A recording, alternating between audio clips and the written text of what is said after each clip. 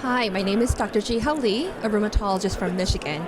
I'm here with Dr. Shannon Herndon from Duke University, and I am very excited to have her on the platform because just before ACR, the Lancet Rheumatology released a series on aging, and one of the commentary discussed the role of palliative care in rheumatology, which is not a concept that we often talk about. So I was thrilled to find that Dr. Herndon had not one but two posters focusing on palliative care. Her abstract numbers are 204 and 1064, and I have her here to talk a little bit more about it. So Dr. Herndon, tell me, we don't think about palliative care in rheumatology. What is palliative care? Yeah, this is a really great question. I'm so happy to be able to answer it for you today. So palliative care is really a specialty that's dedicated to improving quality of life for people with serious illness. So that can be anything from lung disease on oxygen to heart failure to things like cancer that we more commonly associate with palliative care. And really the emphasis is on improving symptoms, reducing caregiver burden, and then developing serious illness communication, so helping the patient prepare for the outcomes that we hope don't happen. And so this is really unique from hospice, which is for patients at the end of their life. But palliative care is much broader and encompasses more stages of a patient's health. I appreciate that you point out the difference between hospice and palliative care, because I think that's the reaction a lot of us have when we hear about palliative care. Does it mean we are withdrawing care? But it sounds like from what you're saying, it means that not only are we treating the rheumatic disease, but also the multimorbid conditions and treating the patient as a whole. So are we actually utilizing palliative care and actually doing it appropriately? So that's, again, another great question. You know, there's very limited data out there on utilization of palliative care in rheumatology. And actually, one of my two abstracts focuses on this question. And so we looked retrospectively at data from our institution, inpatients and outpatients, and found exceedingly low rates of palliative care utilization. And this is mirrored by some other studies in the literature looking, for example, at patients hospitalized with lupus or patients with rheumatic disease in their last year of life.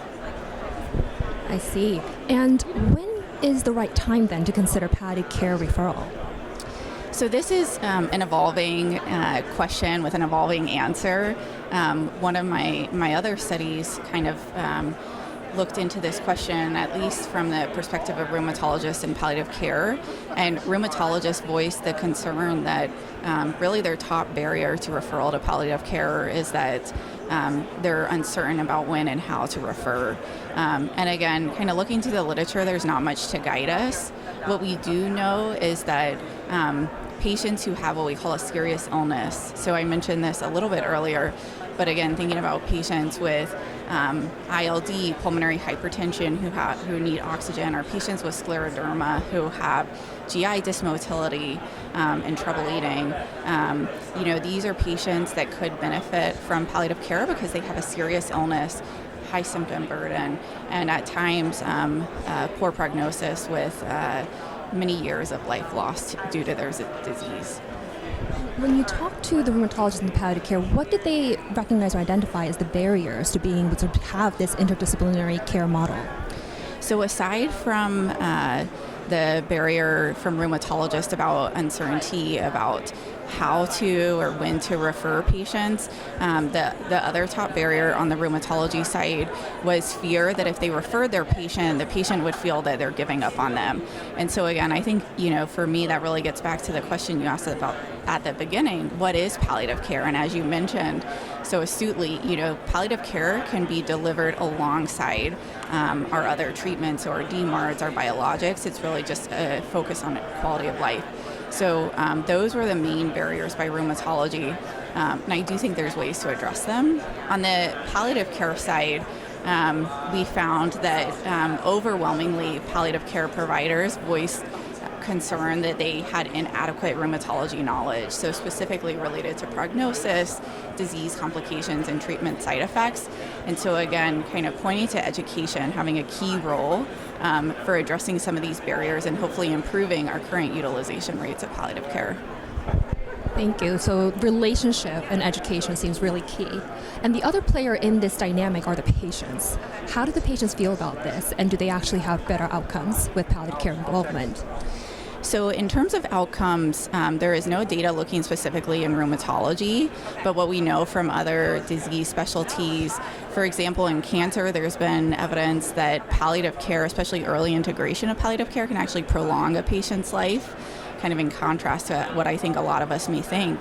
And then in other diseases such as COPD, ILD, heart failure, and some of our patients even suffer from these diseases, that incorporating palliative care into their treatment team really improves their quality of life, reduces caregiver burden, and helps improve rates of anxiety and depression. In terms of what patients think about this, that's an excellent question, and I'm actually really excited because I recently received an RRF grant to look into this further. And so we will be serving patients across the country with lupus and scleroderma, specifically looking at what their attitudes towards palliative care is, and then also looking at how do those attitudes relate to their outcomes by patient-reported outcome measures. Well, that's really exciting, and we look forward to hearing from your results in the future.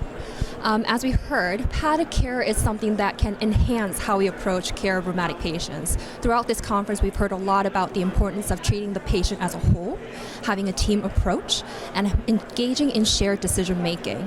So palliative care definitely seems to encompass all of that, and it's an area of interest that we should all consider so that we can improve the care of our patients. With that, thank you.